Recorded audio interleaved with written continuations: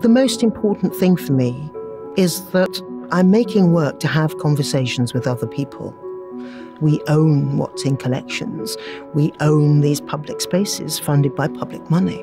And I want Black audiences to feel that by seeing your history or your experience happening in the room that you're in.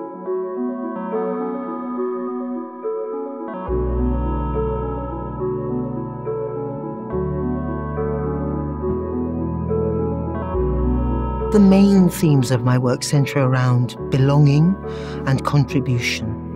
I'm very passionate about people of the Black diaspora feeling that wherever they are, there's an ability for us to belong, that our contribution to the cultural landscape, to the history of a place generally, is acknowledged. Then there's kind of room for dialogue and progress.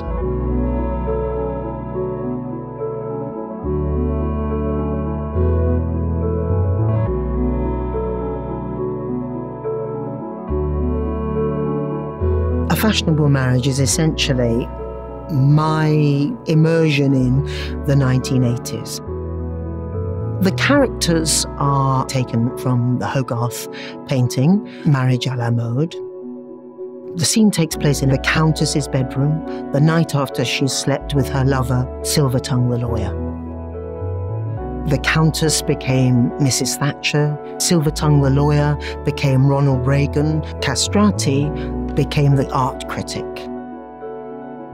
It's a piece about the hypocrisy of the art world and the teetering on the edge of incredible political danger in the wider world. Those two situations were to blame for each other in some senses. I found myself, and I still find myself, at the centre of that storm.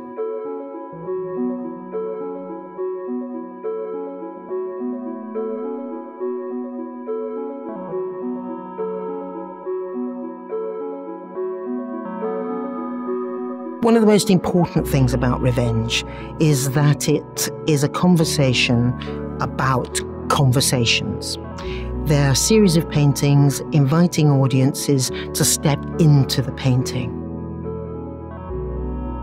I used painting to fill in the gaps in the history of British painting, but also to tell a story of the slave trade and to show that Black women were engaged in strategies with how to deal with that, but that in order to engage in those strategies, we needed to invite more Black women into the conversation.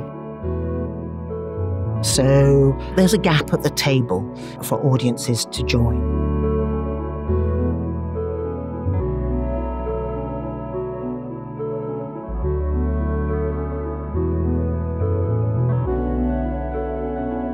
You can see in many, many paintings in European galleries an aristocratic family and one slave servant either holding the horses or holding a tray or holding a teapot.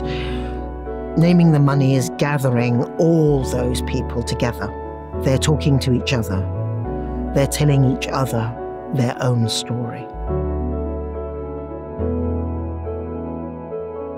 Each one of these figures has a name that is their real name, a name given to them for convenience, the kinds of activities that they and their family used to do, and how they still retain some of that integrity of their real self.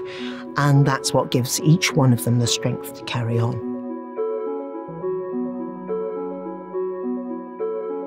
I guess all my broader concerns are really brought together in Naming the Money.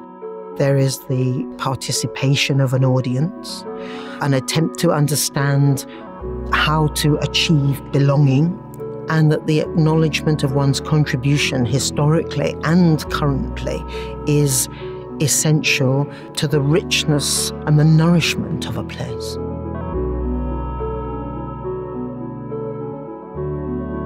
In all our lives, the political drama absolutely collides and crashes into one's personal everyday.